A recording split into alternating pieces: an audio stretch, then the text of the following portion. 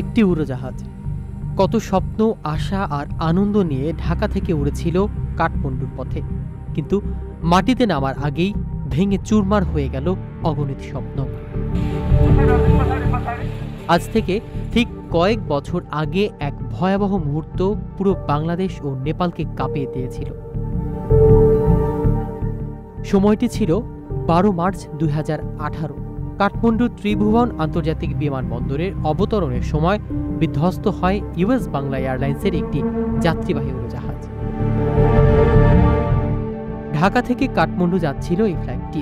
মোট 71 জন যাত্রী ও ক্রু ছিলেন বিমানে, কিন্তু অবতরণের শেষ মুহূর্তে ঘটে যায় বিভীষিকাময় এক দুর্ঘটনা।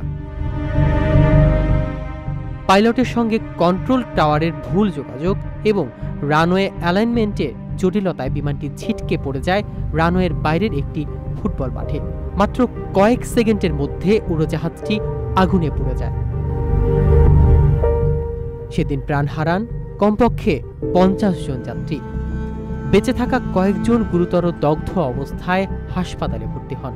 এর আগে 1984 সালে ঢাকার ফকার F-71 দুর্ঘটনায় 45 জন প্রাণ হারিয়েছিলেন, কিন্তু ত্রিভুবনের এই মর্মান্তিক ঘটনা হয়ে দাঁড়ায় বাংলাদেশের ইতিহাসে সবচেয়ে ভয়াবহ বিমান দুর্ঘটনা। দুর্ঘটনার পর বাংলাদেশ ও নেপালের যৌথ তদন্তে উঠে আসে বিমান চলাচলের নানা ত্রুটি। এই ঘটনার পর বিমান নিরাপত্তা নিয়ে নতুন করে আলোচনা শুরু হয় দুই দেশে। আজও সেই দিনের বেদনা ভুলতে পারেনি নিহতের স্বজনরা। এই দুর্ঘটনা আমাদের মনে করিয়ে দেয়, নিরাপত্তার ক্ষেত্রে সামান্যতম অবহেলাও হতে পারে হাজারো প্রাণহানির কারণ। আপনার স্বপ্নগুলো আকাশ ছুবে প্রবাসীর হেলিকপ্টারের মাধ্যমে। বিয়ে, জন্মদিন অথবা যে কোনো বিশেষ প্রয়োজনে হেলিকপ্টার ভাড়া করতে যোগাযোগ করুন স্ক্রিনে দেয়া নাম্বারে। প্রবাসীর হেলিকপ্টার, নিরাপদ ও সাশ্রয়ী বাহনের বিশ্বস্ত নাম।